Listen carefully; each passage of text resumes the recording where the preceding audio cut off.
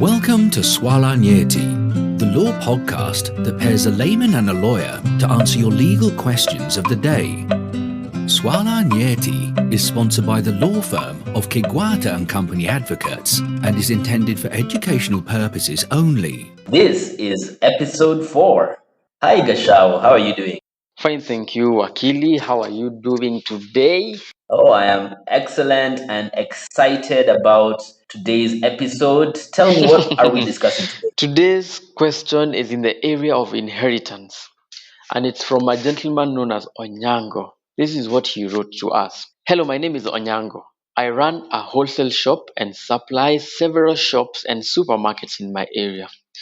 One of the supermarkets I supply was run by a man who I learnt last week had sadly passed away. Just before he died, he had taken goods on credit worth 1 million shillings. I have tried to visit and speak with the family about this, but they do not seem keen to pay back. My question therefore is, can I recover my loan after the person I lent to dies? So Gashao, this seems a case of someone who is a creditor who lent goods to a shop and the owner of this shop has now died. How do you think it could be resolved? First of all, pole to Onyango. Second, I think this situation is not that bad. And I'll tell you why. I have seen people who have taken huge loans with no intention to pay just before they die. They leave a big mess for their relatives who have to borrow and fundraise just to pay off the loan, let alone the medical and funeral expenses. In Onyango's case, the supermarket owner looks like he was in actual business. Therefore, at least Onyango can go to the supermarket, pick items of similar value, and pay himself back. What do you think, Wakili? The only thing I can agree with you there is to say pole to Onyang. But recovering a debt from a deceased person, the way you've mentioned, unfortunately, that can't work. Let me explain. The most important thing you need to keep in mind is that when someone dies, there is a legal process on how to manage their estate. And when I speak of estate, this includes both their assets and their liabilities. By liabilities, you mean their debts, right? Yes, liabilities here include the debts of the deceased person. Okay, then since it's the owner who died and not the supermarket, where is the issue? Onyango can just go and pick his goods.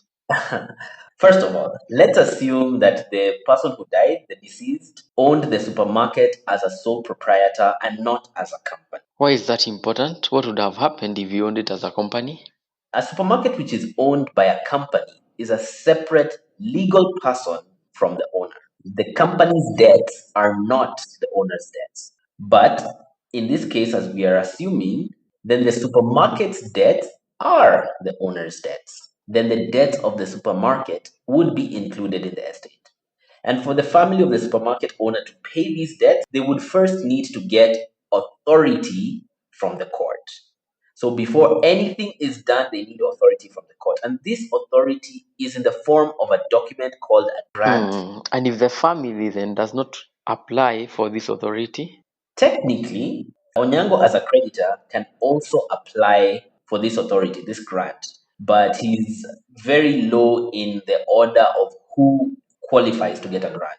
In fact, he would only qualify if the spouse, the blood relatives, and the public trustee does not apply for the grant. A better option is for Onyango to take out a citation against the spouse or close relatives within 3 months of the death of the supermarket owner. A citation is a document that can compel the family to take out the grant. So this is done in court, and by citing the close relatives or the spouse, they are compelled to take out the grant. I see. What if the family goes to get this authority, this grant as you call it, but then they lie by saying that the supermarket had no debts and therefore they do not owe Onyango or anyone any money? What then? Well, this would cause problems for them because the law requires that all debts be paid before any property is distributed to beneficiaries. So when someone dies, first thing is to pay the debts. And any person who is a creditor, like Onyango, who feels that his debts have not been captured in the grant, is allowed to make a claim to the personal representative. the person who now has taken out the grant. So if the personal representative has notice of his claim, then he must pay the debt. And if this creditor is not paid, he can legally compel any person who has received property from the estate to refund this money to the estate or to refund the property to the estate until the creditor's debts are paid in full to the extent of property which is available. With interest? No. No interest is payable apart from any interest that already existed at the time of the death. I always thought that if someone dies, you say goodbye to any money they owed you. It seems though that by law, the creditors get first priority to the assets left when someone dies. How should Onyango proceed then? When a person is alive, he or she pays their debts. When they are dead, it is their estate that pays their debts.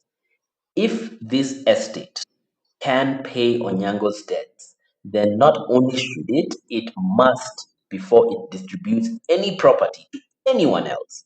Onyango needs to make sure he puts in his claim with a personal representative who takes out a grant to ensure that his debts are paid. And if no one takes out a grant, then he should compel the family to do so by citing them. Onyango, you had what you need to do. Make your claim or cite the family and then make your claim. And if they can but don't pay you, you can compel them to refund any property they received until they pay you. And on that note, I would like to thank you, Akili, and thank you everyone for listening in to this episode of Swala Nyeti.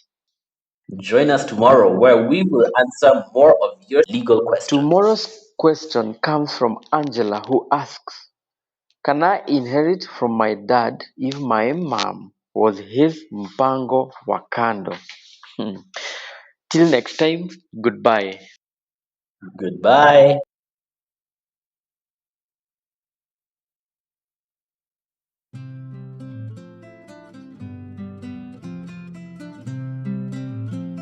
You have been listening to Swala Nyeti. Special thanks to our layman, Gashao Patrick, and our lawyer, Harry Karanja. If you have a legal question that you want answered, send us a WhatsApp message on 0708 111 or email us at admin@swalanyeti.org. You can find downloads to all our podcast episodes on our website www.swalanyeti.org.